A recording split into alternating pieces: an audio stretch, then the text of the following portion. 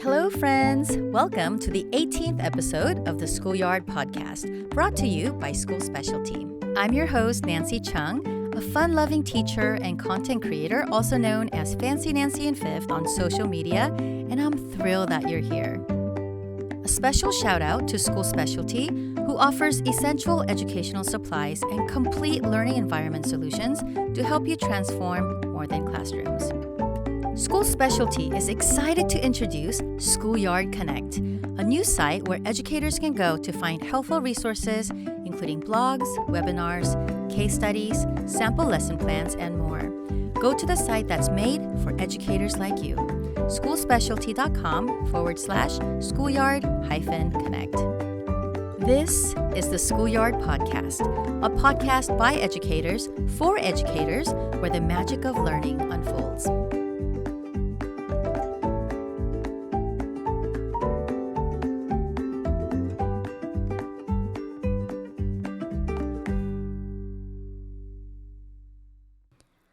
Fun and academic rigor. They don't quite seem to go hand in hand, do they? But guess what? Research backs what we've long suspected. Hands-on learning isn't just fun, it's a retention powerhouse. Studies show that when students dive into activities that get their hands moving, they're not just engaged, they're absorbing information like sponges. But here's the real question that's on everyone's mind. Can we make learning fun and exciting without sacrificing academic rigor? By bringing interactive lessons into the mix, can we spark a fire for discovery that sticks with our students long after the classroom lights go out? In today's episode, we'll be talking about engagement without compromising academic rigor with our dynamic guests, Joe McCormick and Quyen Nicol, aka Top Floor Teachers. Welcome to the Schoolyard, Joe and Quyen. Thank you. Hi. Would you please tell us a little bit about yourself? Sure. So we teach fifth grade in Southern California. We've been teaching together since probably like 2012. 2012, yeah. So maybe like 12 years now. But before that, we actually grew up in the same little hometown in San Diego and went to the same high school and all. And, you know, we're the typical Facebook acquaintance friends. And so one day getting hired at the same district and sitting down and saying, hey, I know you. I know you. Uh-huh. That's and awesome. then, you know, a couple of years after that, we got put in the same school on the same team. And then the rest is history. Dynamic duo. Yeah. Okay, so when did you guys start like an Instagram account together, and how did you come up with the name Top Floor Teacher? So we do teach on the top floor. Yes. So they had I don't know, I guess it's been a while now, but this building that we're in currently is the new building at our school. It's this not was really new a anymore. decade ago. It was the new building. But it was really cool because it had two stories. And so we were put on the top floor. And that's where our name came from, because we had moved from fourth grade to fifth grade together and were placed on the top floor. They put fifth grade up here. And so yeah, so we've been primarily upper grade. And I think that's like where our wheelhouse is, and we like that age. Yeah. Right. And that's how we met, because I found you guys on true. TPT on Instagram, and you were one of the first upper grade teachers on teacher accounts that I followed.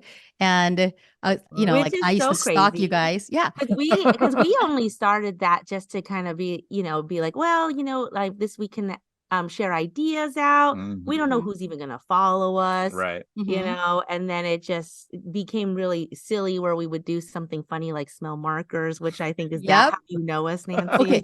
Can you tell our listeners? I mean, because it sounds funny. Oh yeah, we're well known awful for to say sniffing markers. But you have to tell us the little story about that.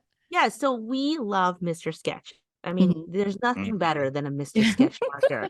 And so it must have been a Black Friday sale. And I saw these markers and they were movie scented. And I said, you gotta get these. And I said, Joe, I got these and we should smell them. We should But review them. We should review them and let's make it funny. Let's just put it online. Not knowing that it was genuinely our like true reactions, and we And also not knowing that both of us have very strong reactions to scents. Right. I remember. Yeah. And then it was just really funny. And then we were like, well, there are other kinds. And, there were probably only a few other packs. Ice cream pack, the alien. Yeah. But after that, people were like, keep doing it. We're like, there's no more Mr. Sketch. And we also don't want to be known for the teachers that smell markers. We kind of want to share our ideas. Yeah, we were at a conference and people were like, oh, you're the marker people. Exactly.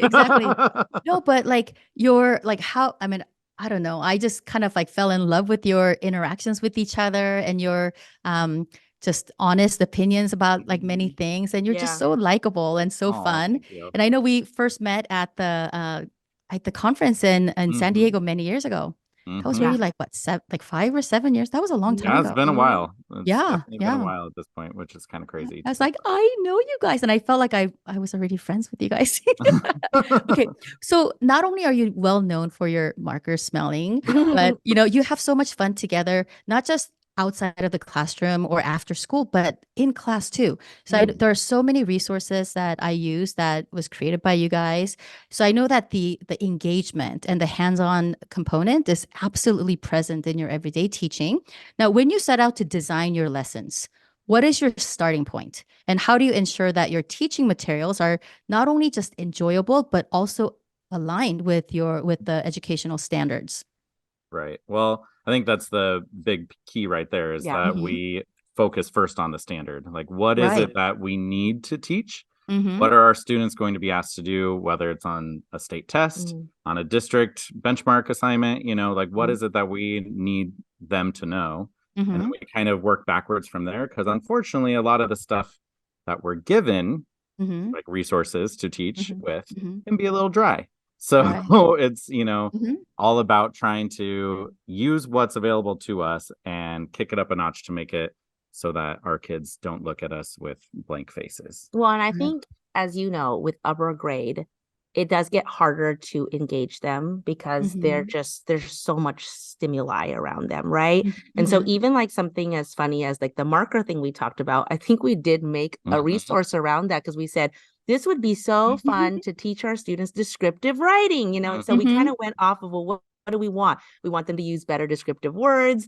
And so let's have them be part of the marker thing. And then, and then let's write down all these adjectives and feelings that we feel. So we're like, okay, if it's fun for us, it might be fun for them too. Yeah. So that's kind of how we try to incorporate and, like you said, keep that, the academic rigor with it besides just the fun stuff. Right. I mean, that's what I love about you guys, because you keep it fun, but there's always an like the standards that are for sure attached to it. So you're not compromising the rigor. And I was really pushing for this episode on the upper grade chat, because we've done a lot with early childhood and some high school issues. And I'm like, there's definitely this middle chunk, of the years that are often forgotten, but they're so important, before we send them off to middle school, right? Yeah. Exactly. So we want to make sure that they kind of, catch this love of learning before they move on to middle school. So I feel like, fifth grade is such a interesting year, or whatever your last grade is before they go off to middle school. Because I mean, you look at them, for Valentine's Day, for example, was a great reminder of this too, is they're all exchanging Valentines and so excited to get their little cards. And we sit back and realize this is their last time they're going to do that. Yeah, they don't necessarily know that, but it's like, oh, they're still kids. And we want them to enjoy being at school because they're going to get jaded pretty soon. And we don't want that to start with us, And so we try and capture that magic that the, little kids just innately have in their going to school, but I feel a little bit of pressure too. Yeah. Being that I have to get you ready, right? I feel like we say that a lot. We got to get you ready for middle school. We got to get you ready. And it's almost like, I don't want to do any injustice to our secondary teachers. It's almost like we want to pass the baton and be like, please still be excited to learn when you go down to the middle school, So yeah, we have this important, I don't want to say pressure, but important task of not only teaching them the academic skills, but also organization skills, right? Time 100%. management skills, and just really embed this love of learning. Now, I know recently for Super Bowl, like, like you take the everyday, like the real world moments and events, and you turn them into really fun and engaging lessons.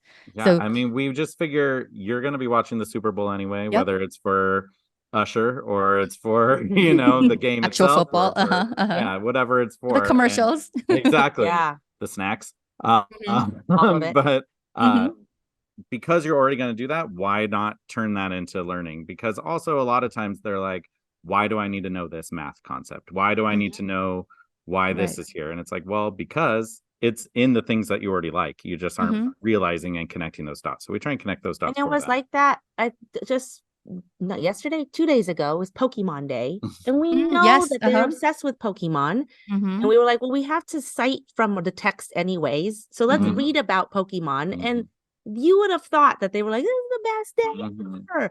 We're like, you're still doing what we're wanting you to do, which is read a passage, look at some high level vocabulary. But that's where we're like, okay, like we just have to find these little ways of getting to you rather than being always have the Pokemon cards out. It's like, okay, well, how can I turn that around? And they were invested.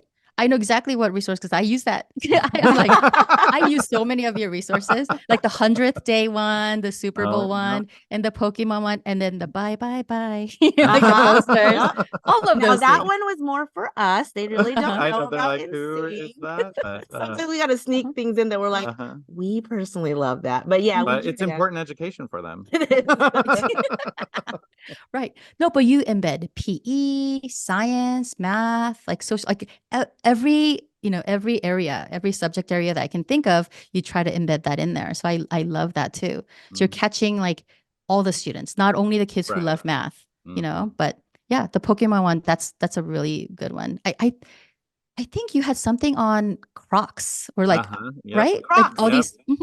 And that all came from, we're like, gosh, they're in love with Crocs, but they also had varying opinions. Some were like so against it. So we're like, let's do an opinion writing then. It's like, let's let you let out your true feelings on these shoes. It's so that they don't have to look at some contrived prompt that's going to come from our curriculum, that they really have no personal connection to. Whereas this one, they could write pages and pages. Exactly. So, like if we allow them to do that, get excited about something, then hopefully it'll transfer. Yeah. Because we tell them like, yes, you need to know how to do this. So like, remember when we did it with Crocs, maybe then you can do that with this prompt that you're given. Oh, yeah. Absolutely. Okay. So as experienced educators, so Joe and Quyen, how many years have you been teaching? This is So this what year is for you? year. We both started the same year. 2000, we started in 2008. So 16. 16. Okay. So like exact same amount of time. So I'm sure you've seen all the trends and all the different, like I know we're kind of getting over like the COVID, like the aftermath of COVID and kids. Are we getting over it? Are we? Oh gosh, please. I'm seeing a light at the end it. of the tunnel. Right. About it almost every day. I'm like, we see the effects. Yeah. But okay, but I know that it's a constant challenge to keep these kids' attention. Like we have to really make sure that we are entertaining them, because we're competing with like all the technology, all the digital, components too, right? So as experienced educators, do you find it increasingly difficult to capture and maintain your students' attention? And how do you address the challenge of keeping them engaged? We talked a little bit about that, like using topics that they're like very passionate about, but how do you keep them engaged while delivering meaningful content? Well, I absolutely do think it is harder and harder. I mean, we're at a point now where these kids, they never have to sit through commercials. They want to watch a movie. Any movie is available to them. They don't have to wait for 7:00 for their favorite show to come on. Yeah, exactly. So these are kids who are instant gratification seekers all the time. Yeah. And so our job, which used to be, let's educate and we'll make some lessons fun here and there. Now I feel like our job is let's entertain and we'll educate you at the same time. Yeah. So I think part of it is changing things up. very Our frequently. pace is different. Yes. So like the pace is, we don't want to be sitting or standing in front of the classroom and talking for more than 10 minutes. Yeah, And right. 10 is a lot. Uh-huh. It is a constant shifting, moving. You're doing something, you're talking to someone. It's almost like when you let that kind of just sit, then you've lost them. So we just feel like the pace has changed. Right. So we have to adapt to it ourselves. I think we've created more group work activity too, 100%, over the course of the years, just because they are so, just don't know what the word is, but they need that constant communication. And honestly, that's not a bad thing. Especially after the pandemic, when they were so used to just working alone. Right. Yeah, I think we tried to make sure like the social emotional is there too, because I mean, that's another layer. There's so many important. layers to, There's so much more that we're focusing on with the whole child rather than just, here's your math lesson, here's your reading lesson. It's we're really trying to just address all of their needs all the time. So it's tiring. I will definitely say it's become increasingly tiring. I mean, we're getting older and the kids are changing. But we hear, I think being on social media and getting a chance to know a lot of educators from around the world, opens your world up. And we do see more teachers getting burnt out and, and we understand that. We can understand it. We can see that when you were saying like it feels like you're entertaining, you have to be on. And then we ourselves, we're not married, even though people think we are. I know. When we say like we're married, no, not to each other. But when we our own spouses, we have young children as well. Oldest being 4th, 6th grade, and then young ones too, that we see it in our own kids. And so you're not entertaining, but you're like doing all this stuff at school to be engaging, and then you have to go home and do it again. Right. So, it's just constant need for entertainment, constant need for something fun. And sometimes school isn't fun. And I think that's a skill that we have to teach too, because I mean, life is not always 100% of the time this grand show, right? And so I think it's about balance and really trying to show that yes, we are going to do fun things in the classroom. You can't take advantage of it when we do fun things in the classroom, right? And so in order for us to have this fun, you guys got to work with me too. So and I think that's what's hard about social media too, is like we share out the fun ideas, but we are just like the everyday teacher. We have to get through some of the things that are not as fun, but it's like it's necessary. And so we're not going to show that part, online. I know.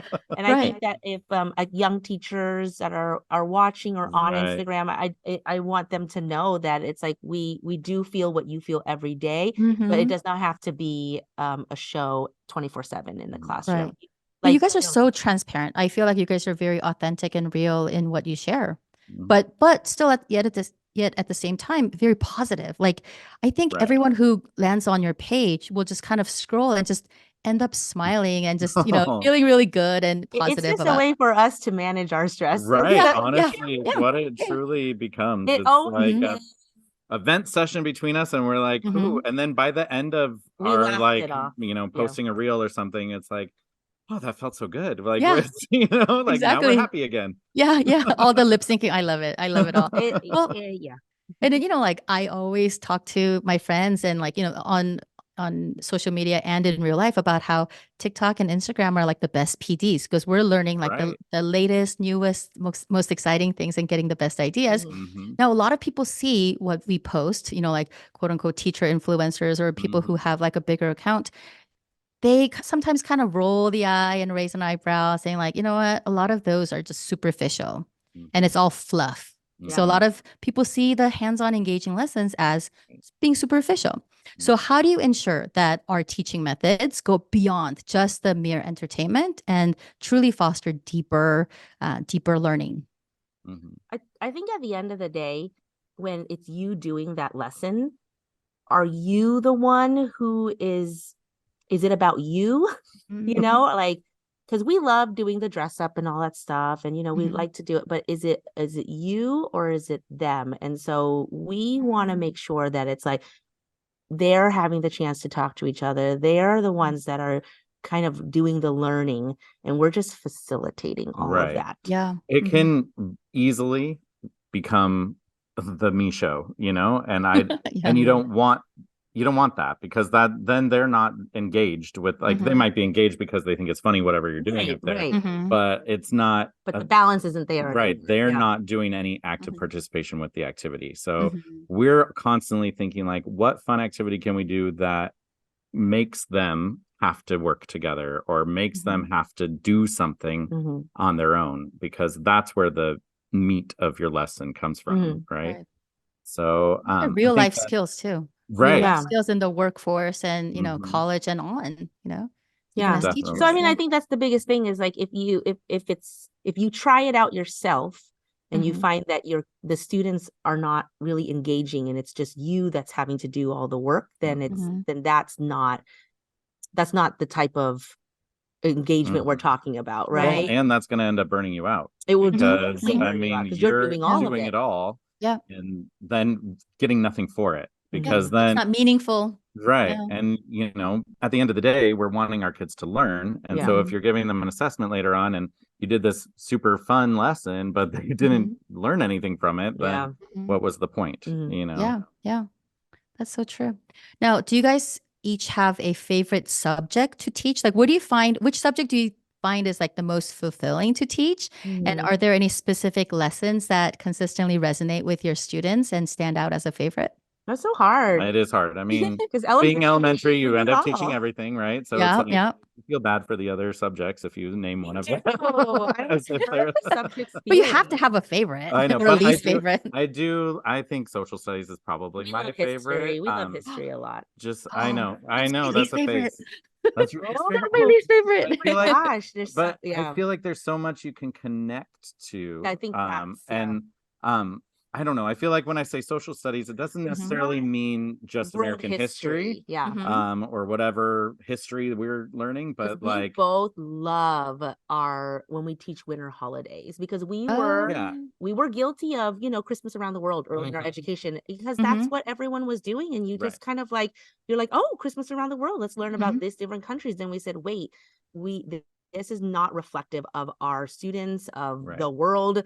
So we started doing creating more winter holidays and doing the same thing, getting main idea, like looking at vocabulary, all those things, close reading. But we found that our students connect so much more to, like, the perspective that the world is bigger. Some of there were holidays that we didn't really know about, but then once teaching them, they're like, oh my gosh, I celebrate that holiday. And it's like, awesome. I would have never known, because I ask families every year, I'm like, if you have a holiday that you want to share about, but oftentimes families are not responding to that. So, but hearing, like, they just feel validated, and it's like, oh, or I've been to that country before, or so then it kind of spurs conversation. And I feel like that's what's fun, because when I'm teaching math, which I also enjoy teaching, I'm not often getting some, like, great conversation out of it afterwards. It's like, there's only so much I can say about 3 divided by 1/2, right? So, but when we're talking about, or like famous people from history, let's learn about them. We'll do a little biography on them, or winter sports when the Olympics are around, and we get to do some learn about history of those sports, and then go ahead and do a STEM activity that relates to it. Anytime that we can be thematic with it, and I just think social studies probably is the what it is, because we're thematic with it. Okay, Quyen, I didn't want to bring this up, but I'm going to bring it up. I think of your Winter Olympics activities and lessons. And what comes to my mind? A certain curling. I remember you were posting how you were going to go curling. And this is right after, we were doing all the Winter Olympics activities, and doing all the reading passages and all the science projects and all the STEM activities that we were doing. And then you went curling and you were storing. I was like, how fun is that? It was super fun. Until it was. It was until it wasn't. So like, yeah, we went curling because we learned all about these sports that we were writing passages Well, and for. curling just seemed right up our alley. It's like the people are really nice to each other. They go out for a drink afterwards. Like they're like you don't have to really be athletic. And so we're like, this sounds like a sport we can do. If you were a professional curler. Right. But I has had a freak accident where I slipped on the ice and Joe happened to be there. And so it was like, I fell and then it was like, and then it was, and then Joe had to call my husband and people were asking, what are your kids' names and who are you? And they were like confirming, like, is this true, Joe? And he was like, yes, this is true. So, I mean, thankfully it wasn't as awful as it could have been, but you had a concussion. Yeah, it was pretty bad. She got taken out in an ambulance, Yeah, I mean, when I say she missed school for a week and a half. I think it wasn't as bad. I didn't, I couldn't open her eyes for a couple days, She still has vertigo to this day. Curling is dangerous to this day, and I know Nancy, you just fell too. That's why I was like, my gosh, it always brings me back. But I was just walking. We'll see. I was just walking. I was just lucky, but but yeah, so like, do we want to be so engaging that I hurt myself? Yes, that's what happened. Yeah. We'll stick to okay. So have you ever can both of you share a story of something really fun that you planned that has gone terribly wrong? I mean, besides the curling accident. That's a good example. It's so funny because we just talked about this yesterday because we do a little review game for our students and it's really fun. It just has to do with like wagering points and things. We turn into drill sergeants, so we get to like, they love it. Be angry and we say we're going to review and they cheer. So you're like, okay, like, that's weird. Yeah, that's a good sign. But what we don't anticipate, I remember like the first time we did it, we're like, oh, we're so excited, and then I think it happened in both our classes that we just had like tears because they're so competitive that using imaginary points is worse than the worst thing that's ever happened, and we're like, oh my god, this was all supposed to be fun. This was supposed to be like real points, but they are so competitive and they care so much that we did not anticipate the social-emotional lessons that would come out of our game. Right. So now whenever we do these games, we do a lot of prefacing, This is fun. Like, like look to your partner and say, this is fun. Oh my gosh. What's the most important rule? Have fun. Yeah. And to learn. Yeah. So we were like, we did not anticipate that this fun lesson would turn into tears because anytime you put some competitiveness, and maybe this is what we were talking about, that is it after effects of COVID, or is it just that we're just so competitive that we're just, okay, now we're also teaching you how to win and lose, Right. So, how to lose gracefully or how to win gracefully. Which is hard, which is really hard for a 10-year-old. Oh, yeah. But once again, amazing life skill that they have to learn. You're not always going to win. Right. Okay. So if I could ask you for one advice, like if you could offer one advice for a teacher who's looking to really not compromise academic rigor, but still, come up with fun ideas and fun lessons, what would be like one advice that you would give? I would take a look at what are you currently teaching? Like, what is it that you're using to teach? And then think, okay, what is it that your kids are into? Because what is it that is you're constantly redirecting your students, right? And so, I mean, if you're like me, and so, what is it that they're doing instead of whatever activity you're trying to do? Slime. And so, is it playing with slime? Then how can you incorporate slime into your next lesson, right? And so it's just trying to think outside the box of how can I make a theme out of the thing that they're currently into. And sometimes the easiest thing is to ask them. Yeah. Like we asked them one time with all of the gave them a post-it and said, what topics would you be interested? Like, what are you interested in that you want us to do more? And a lot of the ones that we wrote about, Crocs, Squishmallows, things, those were what they told us. And so I think we forget a lot of times and we go, I think they love this and I think they like this. But if you stop and just say, what are you guys excited about? You know, like either a Google survey or just getting a Post-it note, because that was like very easy. Super easy. That then they give you all these ideas and you're like, okay, we can try to connect things with this. And surprisingly, I don't know, do you remember when we did that? One of my students put Lowell Mill Girls. And this is very interesting because Lowell Mill Girls is what we read about in one of our curriculum things that she wanted, to know more about that. And so I was like, what? But like, I would have never known that resonated so much when we were like, oh, this is kind of boring, right? But we didn't say it was boring, but she loved it. And so you're like, oh, okay. Like maybe then I go find a book to give to her, you know, or do this. I think that's the biggest advice is, you know, look at what your kids are motivated by and interested in. And then you can kind of work into incorporating it. Very small. It does not have to be every lesson, right? No. Right. Really shouldn't be. No, because if they simple writing prompt. Because if they're talking about, if they're just bringing in all these fidgets and squishmallows and things or slime, then maybe that's what you Roblox and maybe you go, well, let's look at what the rules are and you know, do some kind of writing on it. Opinion. Okay, I'm gonna definitely take that advice. I'm gonna try that with my students when we get back from camp and be like, write about a topic that you really love. Yeah. Okay. Awesome. Something that you love so much, and then you find out much more about them. Awesome. Well, let us know what's trending in your please school. tell us. where I am from. Probably all the same things. Yeah. I know, probably. Yeah.